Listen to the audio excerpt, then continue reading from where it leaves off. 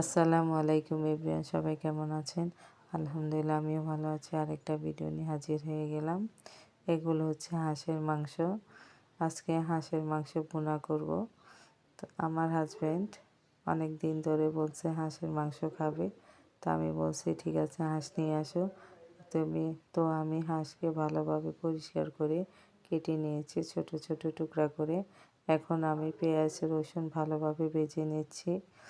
অনেকে সব মশলা একসাথে মিক্স করে হাঁস রান্না করে, তো আমার কাছে এভাবে রান্না করলে ভালো লাগে। আগে আমি পেঁয়াজ রসুন ভালোভাবে ভেজে নিব। এভরিওয়ান, এভাবে পেঁয়াজ রসুন ভালোভাবে ভেজে নিলে হাঁসের মাংস খেতে খুবই টেস্টি হয়। এরপরে আমি বিভিন্ন ধরনের মশলা দিব, মশলা দিয়ে কষিয়ে নিব। পেঁয়াজ রসুন বাদামি বর্ণ হওয়া পর্যন্ত ভেজে নেবেন, তাহলে খুবই টেস্টি হয় হাঁসের মাংস।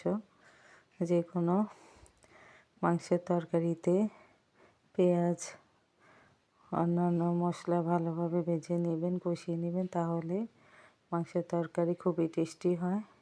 এখন আমি সব মশলা কষিয়ে হাঁস দিয়ে দিচ্ছি। হাঁসকে ভালোভাবে কষিয়ে নেব। এভাবে হাঁস রান্না করে খেয়ে দেখেন, খুবই ভালো লাগবে। যে কোনো তরকারি কষিয়ে নিলে তরকারি মজা হয়, খেতে খুবই মজা লাগে। এভাবে হাঁস রান্না করে খেয়ে দেখেন, খুবই ভালো লাগবে, খুবই মজা হবে। কি সুন্দর কালার হয়েছে।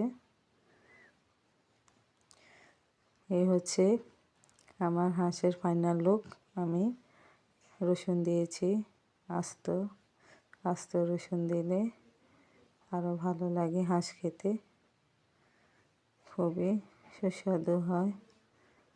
এভরিওয়ান, দেখতে খুবই ইয়ামি হয়েছে, খেতেও ইয়ামি হবে। কার কার কাছে হাঁস খেতে ভালো লাগে কমেন্টসে জানাবেন। আজ এখানে রাখলাম। নেক্সট টাইম অন্য কোনো বিষয় আপনাদের সাথে শেয়ার করব ইনশাল্লাহ। আল্লাহ হাফেজ।